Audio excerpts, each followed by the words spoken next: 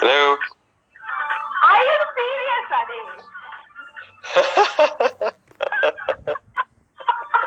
This is what's going the other phone? Yeah. Huh? Hey, okay. Is it working now? Oh, no.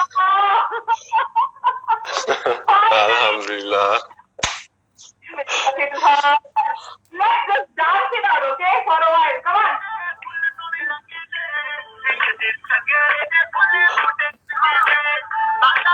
Can you hear? Yeah, I can. Dance.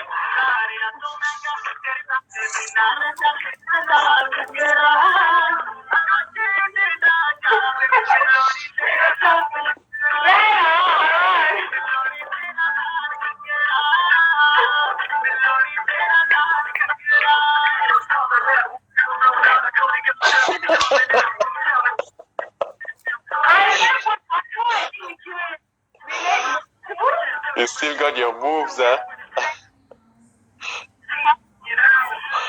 How can I lose it, bro? Okay, I'll give you one which I know that is your favorite. Which I know, so we'll just then we'll give it a couple of minutes to just do this for next 1 minute. Harwant, I can only see half of your face. Now? Yeah. Better.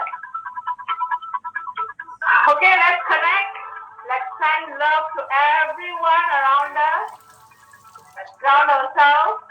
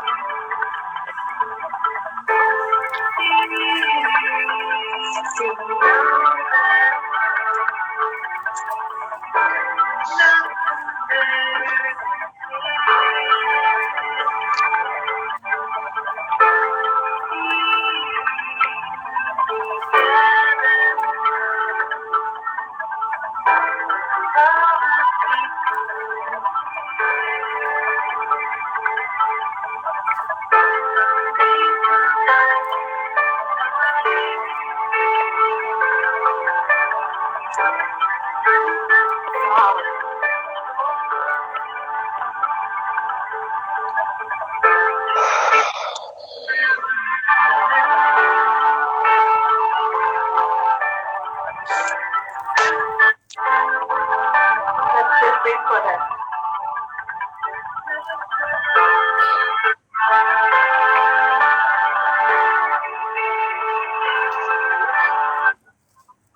Okay, great. Finally, we have you. You know. Good to be here finally. Vanakkam, Vandanam, Singh, sorry, Harwant. This is special day. Today is really quite an interesting day because this is not the first time we have rescheduled. It's like the second time, and somehow got delayed. And I guess the universe is just telling us, okay, we need to up a bit the power, and finally we are here. Yeah. To make it happen despite whatever challenges that came through. So thank you so much for being on my show, first of all. Thank you for having me here. Super. So now we're going to do the elevator speech. Okay, Harwant? For those who don't know you, you're going to introduce yourself for the first time they're seeing you. So you're going to tell us what you do, what is the mission and everything in 1 minute. So take it away. My name is Harwant Singh Randawa, also known as Dr. Harwant Singh. I'm a general practitioner in Muar, Johor, Malaysia. And I'm also the president of the Malaysia Food Bank Organization. which I took over from my late brother, Rishi. So we all Rishi. And other than that, I enjoy going for music festivals. I enjoy playing golf. And I'm also venturing into organic vegetable farming. Wow. Wonderful, wonderful. Short but a lot of introduction, which I really, I think people get to know a little about you, and we're going to be discussing a lot. Okay, so this is the last thing dance story. We have done the dance part. Okay, are you able to hear me, Harwan? It's on and off, but yeah, I can. Okay.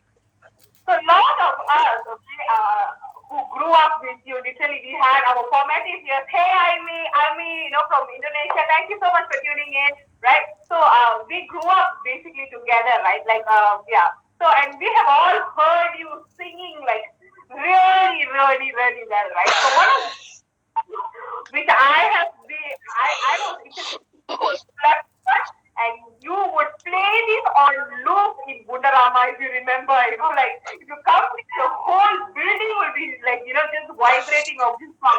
Now, can we all have the pleasure of hearing you song? Yeah, let me just get the rest of the lyrics.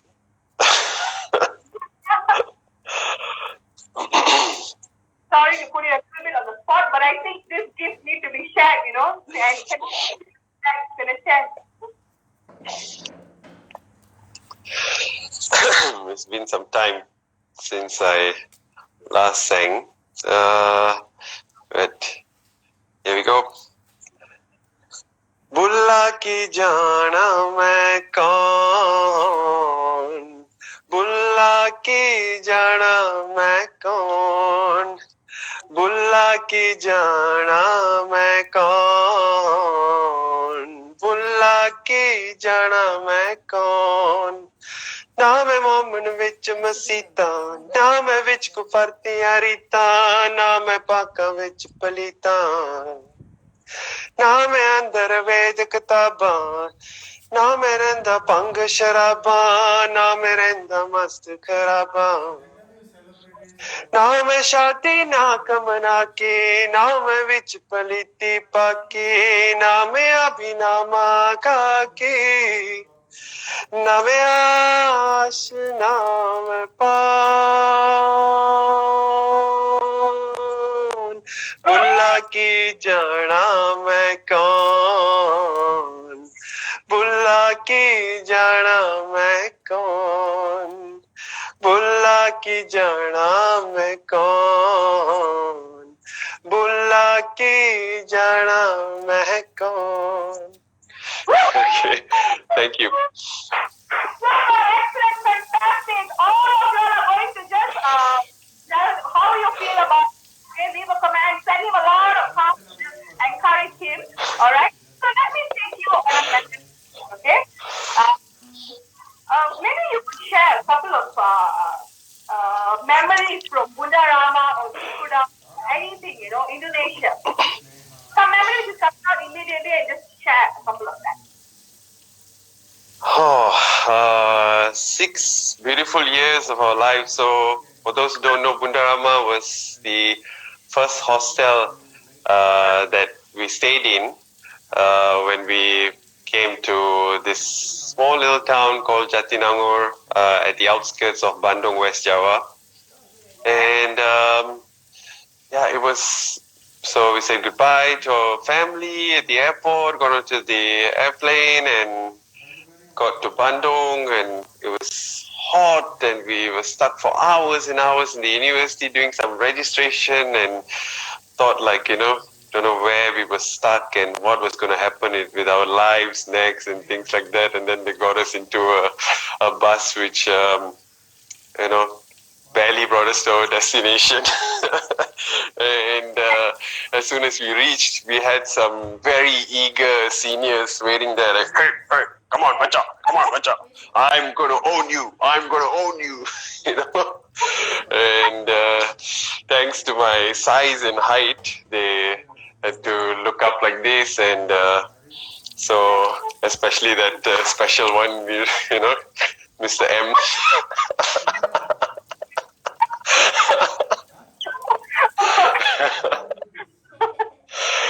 And yeah, so in my block, I had Kannan, I had Ulaga, I had Rishi Kumar, who went God knows where after that.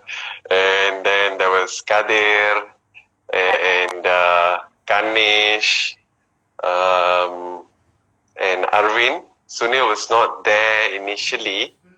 And was he already? No, he was down there, no? Down. I think he was in the other block, and then he moved to this block or something like that. Oh no! He was. It was somebody else's room, that one. And Vimal then moved up there. Yeah, something like that. Anyway, our block was the craziest one.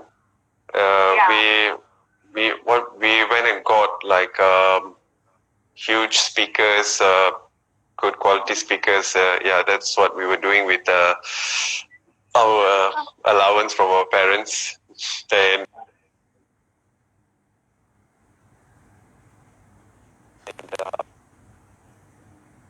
Are you able to?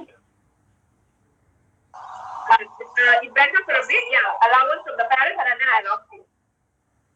yeah, so and what we used to do was we used to play songs, and one of them was this Bulla Ki Jana Mekon. We used to time it such, okay, 1, 2, 3, start at second number one, and all of us would start playing at the same time, and the whole block would be going do do do do with all sorts of songs and Metallica and this and that. You know, we had a crazy time there. And yeah, we just like our senior batch, we were 2005 and 2004. We stood up against oppression from the seniors, and so when I remember there was this notorious gang who used to stay in Mulana. I'm sure you know who I'm talking about. And so they would drink cheap liquor, and then they would go and pick up juniors one by one. They would send one of them. Okay, so their leader will tell the guy, "Hey, you, okay, go and get this so and come." And then they would drag the person, beat the person up if he didn't obey their commands and things like that. So one fine day, they were sitting and drinking, and their leader, who was the smallest one amongst them, but who thought he was Rajinikanth Jr., sent sent sent this one guy who has a name rhyming with a ghost, a cartoon ghost, to our hostel, and he's still wearing his helmet. Okay, he's still wearing his helmet, looking up. So I'm at the second floor. Hey, come down, follow me, go with me. And I'm looking down at him and I'm saying, where? I'm not going with you. You come here lah. He said, no, you come with me now. Then I went off, I said, go toot, and everything, go fuck yourself. And why are you scared? Why are you wearing the helmet? Take off your helmet lah. Why are you having a helmet? And after a while, he's just like, you know what? Fuck this. This is not gonna work. And he left, and they never came back after that. Cannot really lah, cannot power. How lah? But I think the other reason was sorry. Yeah. Your other reason was. The other reason was also probably that Kadir Anne was there. Very much our senior and their leader as well, and their religious leader as well. So, and he was kind of our guardian, so they didn't dare mess with us. Oh my God! One of our biggest loss. In fact, I think my personal biggest loss. I've never had someone so close. And bless his soul, my God, bless his soul. Right? Yeah. So much of love for him. Such a great human being. So much of love. I think it was good time to be, but yeah. Anyway, Such a beautiful soul. beautiful, beautiful, beautiful. So, anyway, so something that which was very loud, okay, with you was that you, I think you were a natural leader, right? So have you been like a leader from school times, or you like a prefect? How did that leadership quality come into you? Um, in school, I was labeled naughty by the teachers. Um, I didn't beat people up. Actually, I got beat up by smaller kids because I, I wasn't a vicious or violent person. And but they labeled me naughty because I used to I used to be late for school. I didn't used to finish my homework, and so they said, "Oh, ini budak bermasalah disiplin. No discipline, this guy." And so every year I would apply to be a prefect, and after writing my name, the teacher would be like, "Forget about it, crack, cancel my name." And so yeah, I was never a prefect, but in the surveillance, like the annual Sikh youth gathering every year, there I was allowed to express my leadership qualities and have a voice, and I was helped and nurtured to show my my best side, be the best version of myself. And Noted. yeah, I was happy, so I showed my best version, and so I guess from there I got the qualities, and I did in my secondary school until Form 5. Finished my Form 5 in Moa High School, and I also then went on to do my Form 6, which is equivalent to the A levels in the same school. So what happens is usually most of the Form 6 students are from other schools, because not all schools have Form 6 in their school. And so I was basically one of the most senior high school boys in the batch. And at that time I was 18, and so I had come back, and there was just a sudden hi Eric. There was just I would say like a sudden what do you call that, huge leap in my, probably I just matured, and I just I didn't pay attention to all the silly little things, and I got more serious. And then the teachers were like, "Wow, this guy is good," and they were actually considering making me head prefect, head boy of the whole school. And so the teachers even went into a meeting to discuss that. Okay, Harwan, he's like the most standout candidate and everything and all, but they were really worried. They're like, he was just here 6 months ago in the school, and he was so naughty. He also did he vandalized some tables and chairs before leaving the school, and in his last day and things like that. What if he's just acting, and once we make him head boy, his old self is going to come back.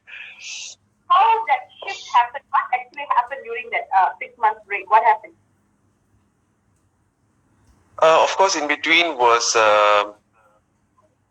there was the annual youth camp. That would have been 2002. Yeah. And yeah, and then being around home, helping my mom, being more responsible around the house, and I think at that time probably being the eldest child at home, because everyone had left, so it was only me and Amrit. So I kind of grew up. And so they decided to create a new post for me in the school prefect board, which is called the head of discipline. White means it's gone. For you. Uh, White means okay. yeah. All right, that's You make it. Don't scream. Discipline. Don't scream. This is not a no, bro. it's okay. You I was notorious You are the because one I who knew invited them. exactly where the holes were where people used to escape from school. I knew exactly where they would hide their pornographic CDs, their cigarettes, their handphones, and what they would do and all. I knew exactly all of that. And they had they basically I had prefects that were trying to cover for their friends, so corrupt politicians. But I wasn't going to be corrupt, so I used to make my own decision when I was going to raid a class. I didn't need to ask the discipline teacher or anything. I would plan in my head and I would start walking towards the class, and I would just say like, okay, you follow me. So they wouldn't have time to alert their class, and boom, just go in and get all their stash out, and okay, off you go. I don't know what. Coming to think of it, oh god, was that even necessary? But yeah, some sort of a power crazy thing, and that's when I also kind of got active in sports, in athletics, in the school games. Following my brother Rishi's footsteps, I competed in the 10 kilometer big walk and got gold medal for that. Even though I had never competed in that, I basically just used my long legs and beat the school champion. And I was this size then when I was 19. started So So it. that I've, I will come on that. Okay, so you have been one of the people who can literally like become a balloon. You can swear and then control, swear and then control, swear, and I think instead of what probably like years now, you have done that like at least what 5, 6 times. Like you go boom and you go more than 120 kilos, right? And then boom, you come back now, and then boom, boom, boom, boom. And that is something which is extremely inspiring for me. In fact, every time you kind of tell me, come la Radhika, come la, let's do this, let's do. It's still a space where I'm not able to demystify or decode or deconstruct yet. But whatever you're doing right now, alamak, kakak sudah jatuh. It's very commendable. So what are you doing now which is working? my heaviest was 115 kilos, and now I am 97 kilos. So, but the journey from 115 to 100 started after my brother passed away, the start of 2019, last year, and my journey from 100 to 87 kilos now. So from 100 to 87 kilos was the last 3 months. And every time when I wanted to lose weight, I would go on a massive diet and so that's a wrong word to use. And your painting says that it doesn't want to be in the video.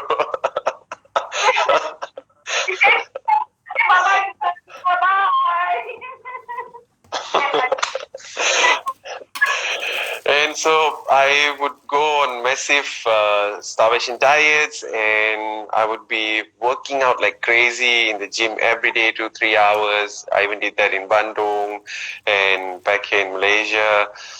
But this time I did things differently, where 80% of this was merely from changing my lifestyle. So I have not done a quick fix of what we call dieting. I have gone back or tried to live in the proper human diet as much as I can, and I've switched my lifestyle permanently. And with that, it was so much easier, and weight loss is a byproduct of a healthy body. So you don't do it to lose your weight, but you do it to be healthy. And a byproduct of that is all your fat will shed off, all your aches and pains will go away, you sleep better, your allergies and everything, start to improve. So, yeah, this time it's going to stay. No more ballooning. And I really, there's just so much of difference today. You're looking so good, younger in fact, and looking really like, the first time we've seen you, so it's really nice to see you that way. And Thank you. hopefully, eventually, when I get enough healthy, I know I'll be able to do that. That's a wish, a hope, and a forever dream. Okay, so I want to speak about taking an oath. Actually, when you came to medical school, you actually had taken the oath of vegetarian, right? You were in fact were a vegetarian for the entire medical school, right? And For 5 years. Yeah. 5 years of medical school. Have you graduated something? So you just tell kind of you had an you kind of declared to yourself, you attested, and you stuck on to it. So how did that help you in how do you say building self-control or even your connection with the divine? Was it something that actually helped you? I don't know. I was a vegetarian for 12 years, and I only did it because I was told that you should be a vegetarian, and I was like, okay. I remember clearly my brother Rishi had come back from Patiala after seeing Babaji President Sahib, and he said that Sikhs that have been baptized should not eat any meat and eggs, so you should be a vegetarian. And I was 14 at that time, and I was like, okay. So the very next day, started being a vegetarian, and I quit being a vegetarian after 12 years. Why did I quit? I just decided that it's enough. And now I have gone on like 4 or 5 months of being vegan, 1 month of being raw vegan, and I don't know, did you used to feel like it was hard for me being a vegetarian there? Did you get that vibe from me? No. It was not hard, but you are the only person who was vegetarian. Okay, like you and Papa were vegetarian. Okay, Papa was extreme. The only thing you would eat was tempeh and tahu, and eggs, right? And, it was just I don't know. I somehow remembered the scene of how you would actually put a lot of love into the food before consuming it. I remember one time I can't remember which house it was. Also, the Papa nasi goreng was coming. He was frying the nasi goreng, and then right beside him, and he was telling him, Papa, you were having a conversation. So that's a great quality that I've recognized in you. That you just strike a conversation with anyone. It could be like the dekan or even the Papa nasi goreng, right? I think you put your arms around him and he said, Papa, kasih tambah itu sayang, kasih tambah this, and then you are like speaking to him as he was frying the nasi goreng, and I think that was probably the first time anyone had ever spoken to him with that much of love. And when the nasi goreng came out, he was like, hey, you taste it, and you gave it to us, and you were like, nice, right? This is so much nicer, right? Nice, right? It was damn bloody good. I miss, sometimes I think of the nasi goreng.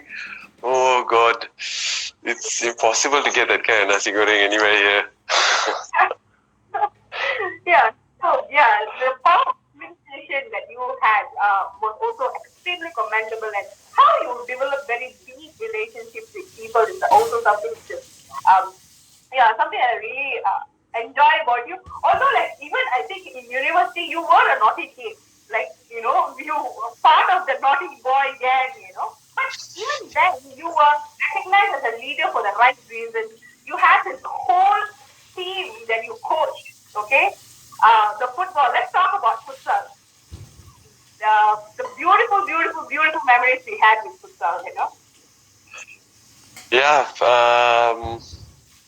It started off from first year. Basically, our team was called Bundarama. We named it after the hostel we stayed in. So we played against the other hostels, seniors, and everything.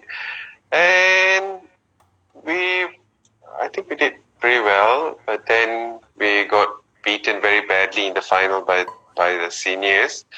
And so second year, and of course, not forgetting you guys, our faithful cheerleaders, would be there with posters, signages, and screaming your lungs out, "Hey, go and break his leg! Come on, run back, run back! Don't do anything! Sorry, pass the ball!"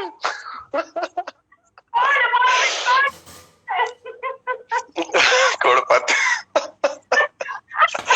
and, and yeah, so the second year we formed a team, which was not only us from that hostel. Then we got in a junior Jagjit, we got in Darshan, we got in Zuri, Edo, Eli, who was staying in different hostels, and it was a team which had, not forgetting Lokman. So we had Malays, Indians, Punjabis, and all a mix. It was a mixed team. And that year we won all our games. We didn't draw a single game. And everyone supported our opposition team. Except for you bunch. There would be like 5 to 10 of you girls, and Ulaga going hysterical there and supporting us. And we just went on one game. We won all 10 games in the league, not even a single draw. And that record still stands till now. I used to play. The first year I used to play. And then what happened was I ruptured my cruciate ligament, my ACL. I ruptured while playing futsal in the evening.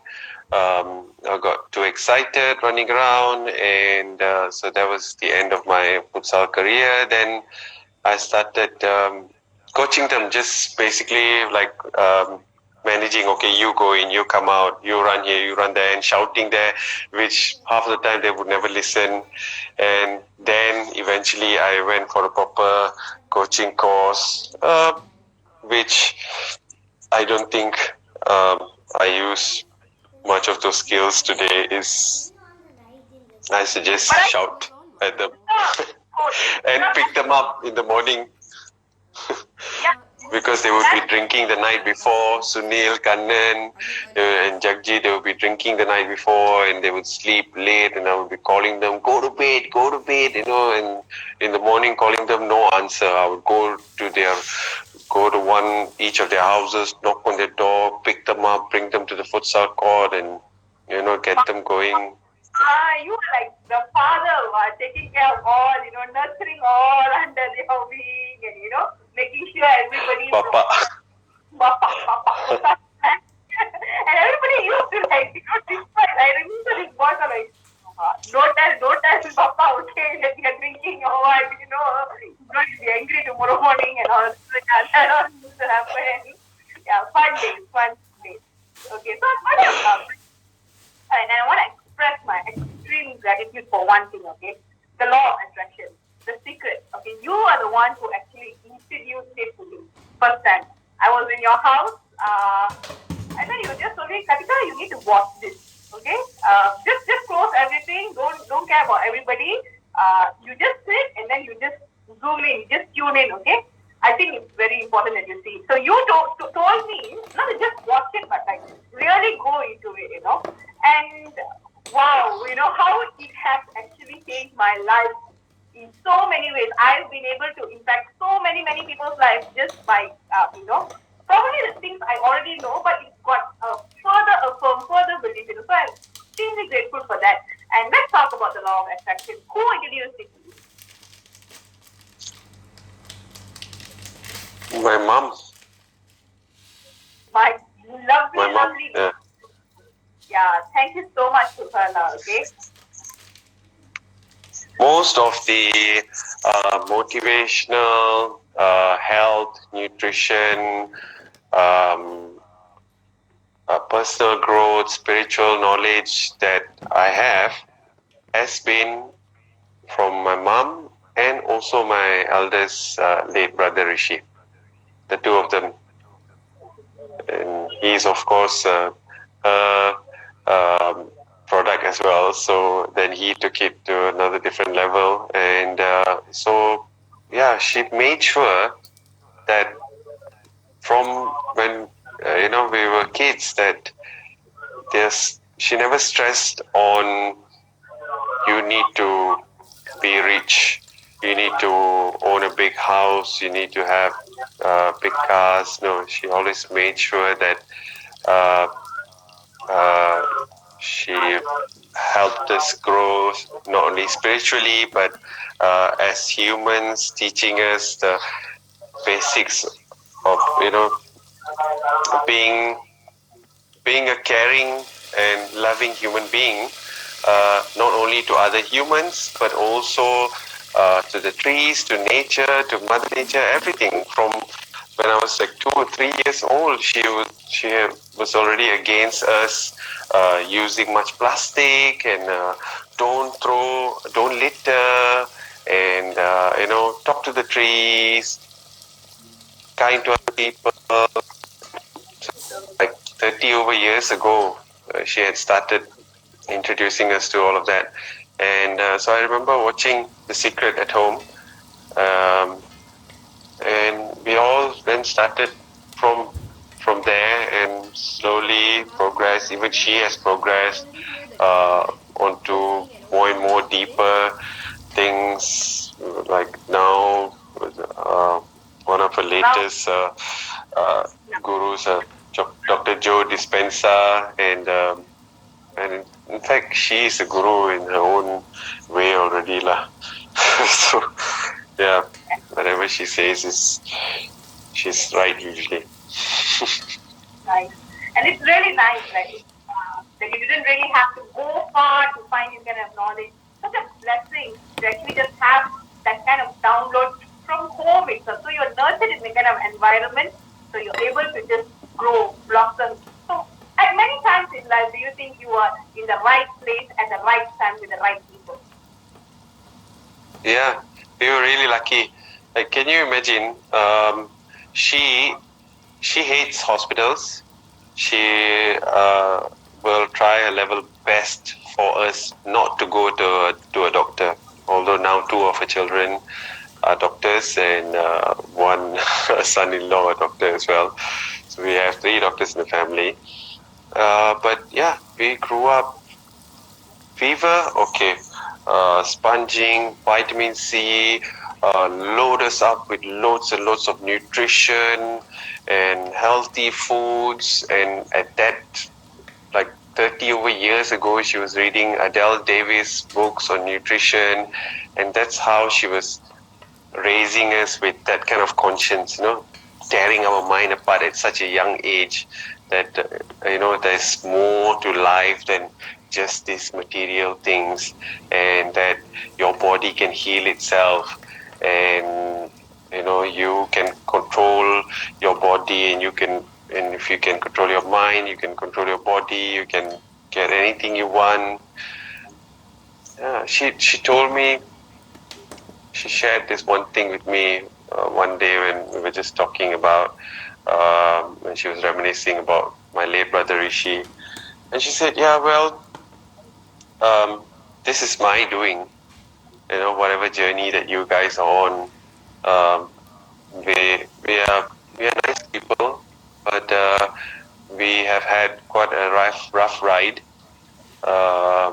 and we have not done anything wrong to anyone yet.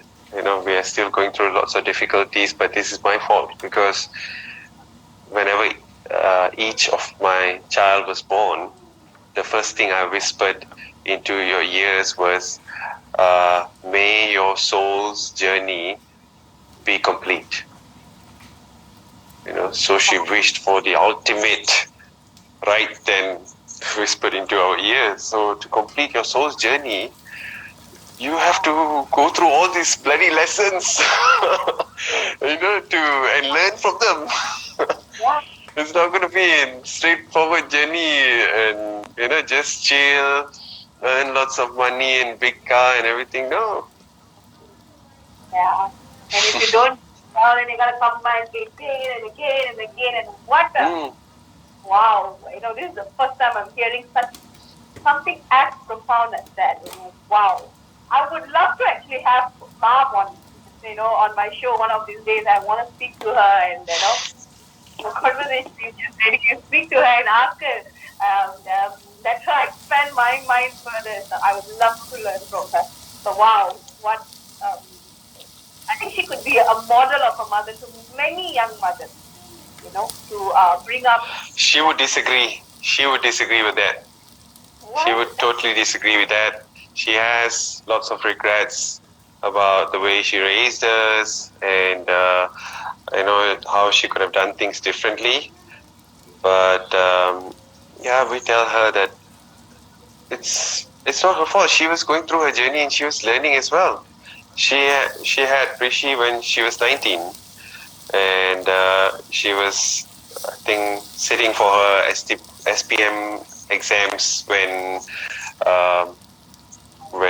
she was told that, okay, this is the guy you're going to marry and you have to get married, because she was the eldest and her dad had just died in a car crash not too long ago, and mother was a Punjabi school teacher, and they had very, very, very hard childhood. So 19 years old, having a first child and second pregnancy, having twins and being born premature and dying.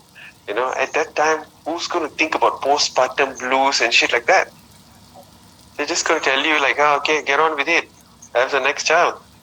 So, and yeah, my dad was the young, handsome hunk of the town, playing hockey, golf, and having a car. That was 1970s. So he's out working and then enjoying himself, and she's doing most of the things by herself. So obviously she's going to make mistakes. So that's why she would disagree with you, but I have no regrets. The way she has raised me, raised us, and I always try to tell her that, thank you, and don't regret anything. You have done exactly what you were supposed to raise us to be what we are now. Absolutely, absolutely. I remember her for the yummy jams that she would make and the parathas that she would come there. I was one of those lucky people who would come and stay right in your place. And wow, she had it full of she could serve Full of butter. Her favorite ways of making the paratha is full of butter. So, you're supposed to take a little bit of butter and then spread it on the paratha while it's being made. What she does is she takes the whole cube of butter, grabs it and over the paratha while it's being made. So yeah, fully loaded paratha, and that's why they were so delicious. And her jam tarts, her world famous jam tarts, they're still being shipped all over the world to our relatives in UK and here and there and all. and we used to have strawberries there, right? So you used to pick fresh and we used to make, and that was so yummy. All right, so let's talk about ABCT, all right? Your introduction to music. You started traveling with a lot of music, right? So who introduced you to that music? I think it became a very integral part of your life. It kind of also shifted you and made you a different kind of person, elevated on your consciousness on a different level, being able to travel and meet this kind of people, right? So tell us about your experience with this music. Okay, so people, those who know me, they know that I always travel around to go to music festivals, and a lot of people think that music festivals is just about boom, boom, boom, boom, and drugs and drinking and getting high and things like that. But this for me, how I got into dance music, actually the first concert I went for was Tiesto in Jakarta, and then subsequently lots more after. Sunil, Arvin in our hostel, they would be playing like Benny Benassi and then some above and beyond. So from there, got into it, came back from, and still not that much into it. I was still into like all this Bulla ki jana main kaun and Indian music. Until I got my iPad and I downloaded podcast for ABGT, which is Above and Beyond's group therapy radio show.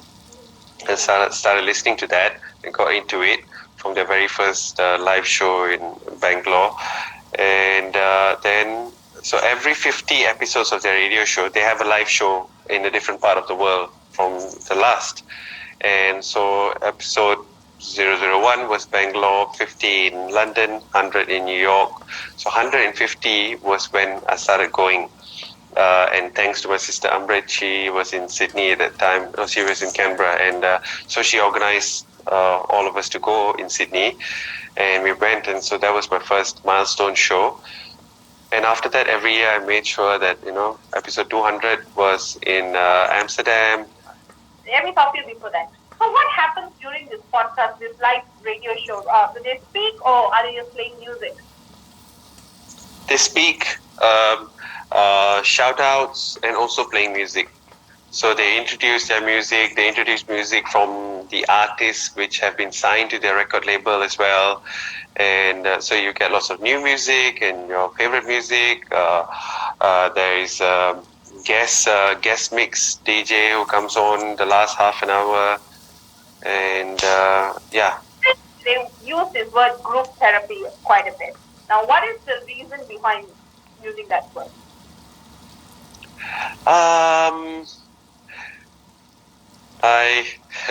So what basically they used to have a different radio show called Trance Around the World, TATW, and then they slightly changed their sound. And I can't remember. I had read this before on why they did it, but they changed their sound slightly and changed the name of their radio show, so made it Above and Beyond's Group Therapy.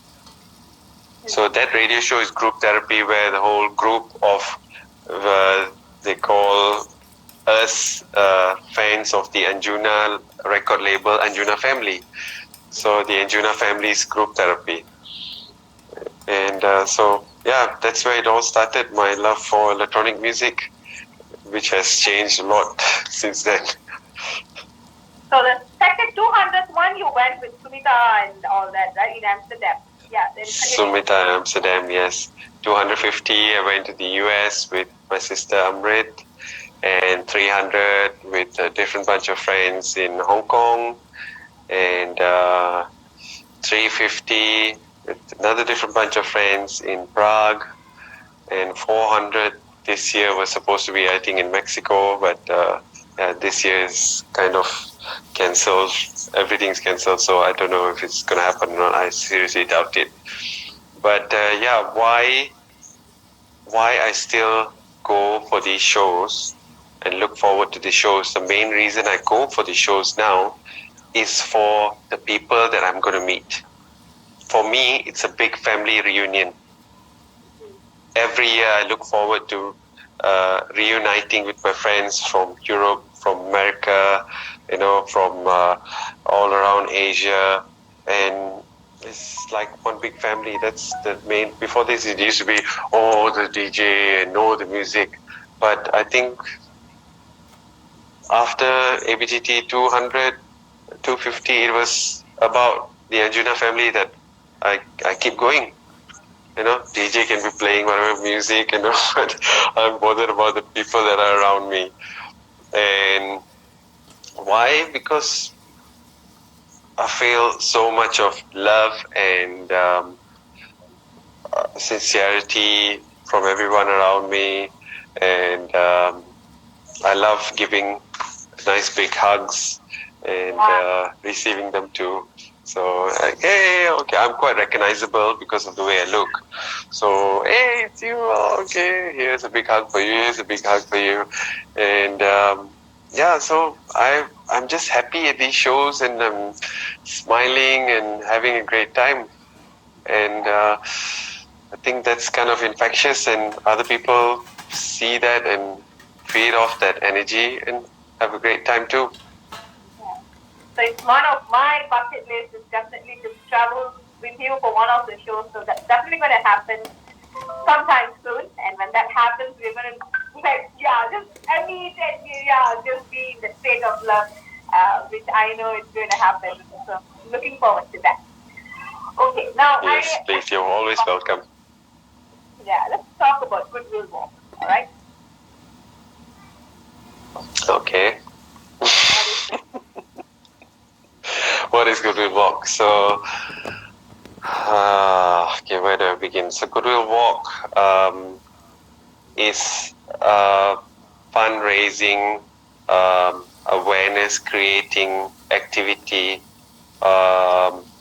where we walk together or even by yourself to raise awareness about something or to raise funds Oh, you need to for charity.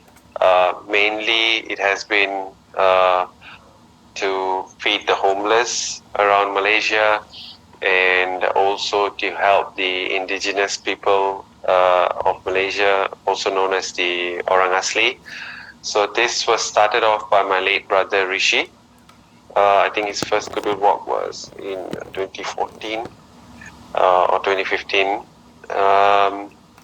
So what he was the director of the United Sikhs Humanitarian Aid Organization of Malaysia, and he used to go for lots of relief missions, which started off with the Aceh tsunami mission in 2004, which was coincidentally my first humanitarian relief mission as well. And so he realized that every time a disaster happened, it took us a long time to raise the funds, gather all the supplies we needed, and get to ground zero. So by the time like Aceh, by the time we got in, it was already 2 weeks after the disaster.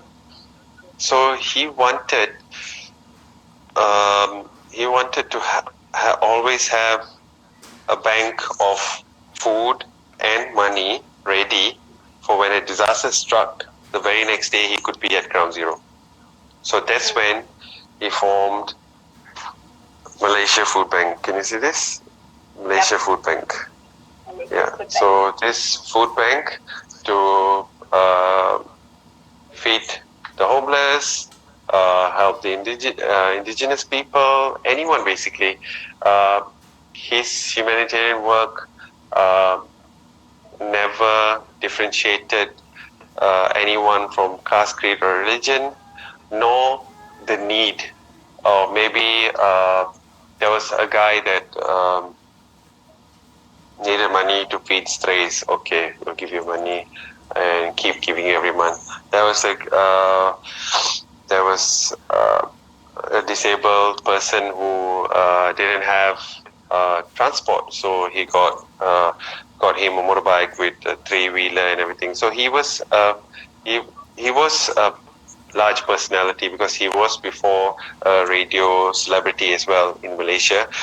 So he was good in rallying people and raising funds to channel it to whoever needed. He started off his humanitarian work in 2004, and he did it until 2018. More like early 2018 or end of 2017. Yeah, and but after 2004, I think he got serious again. A few years later, he started working again in radio. So I think was it in 2008 or 2010 he started again, and in that number of years, he had helped raise in cash and kind something around $10 million worth, which basically just passed through his hands to whoever needed for him. When he passed away, he had a few Indian rupees in his wallet, about I think a 50 or 100 ringgit and in his bank account, a few hundred ringgit and some insurance policies for his daughter. That's it. No property in his name, no cars, no bikes, nothing on his name. Yeah, my dad always stressed to him that he had a law degree, which basically he did just to prove to himself that I can do this and to make my dad happy that, I have a qualification now, a law degree, but I'm not going to be a lawyer. I'm not going to be practicing lawyer. Why? Leave all this rubbish. Nobody is going to help you. You're struggling, Become a lawyer. You'll be a very good lawyer. He said, Papaji, my duty on earth is to help others, and that is what I'm going to do. Don't worry. One day you will be proud of me. And we are certainly very proud of him. Whole Malaysia is proud of him, right? The whole world is proud of him. And what a loss, right? What a great, great book. Although I don't know him, one of my biggest regret is that we have had conversation. He said, no, Katika, if you really meet my brother, you both should actually have a conversation. I was looking forward for it, but time never allowed that to happen. But I've seen so many of his documentaries, and I've seen the amount of people he has touched.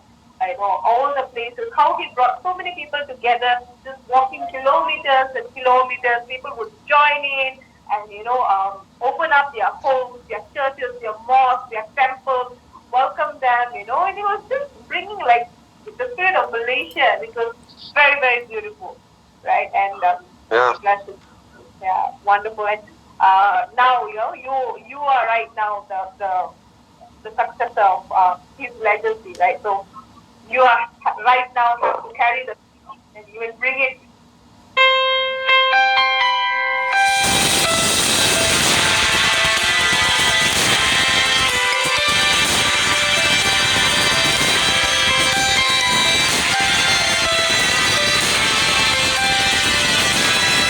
Our journey ever since he left.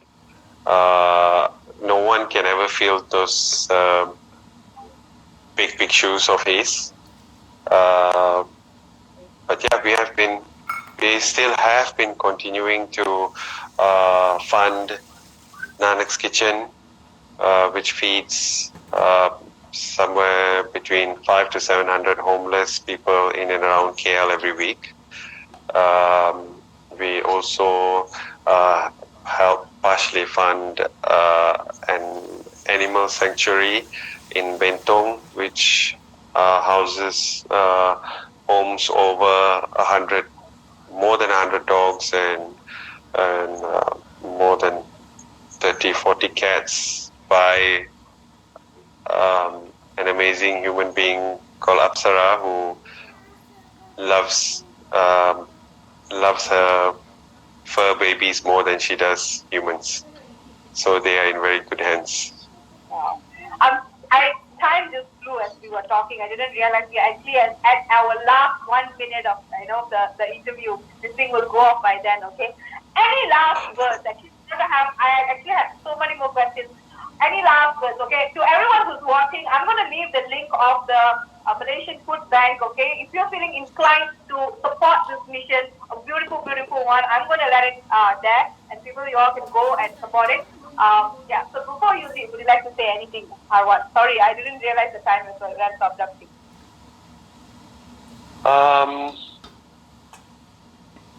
Thank you for having me here. It's been nice chatting with you. I miss you, and can't wait to have our meetup and crazy sessions again, just like the old days. And very grateful for my journey of life so far, and no idea where it's taking me, but life has been really good, and I'm definitely sure it is getting better, and it's definitely going to get even more better very soon. And see you at my wedding next year. Bye, everyone. today.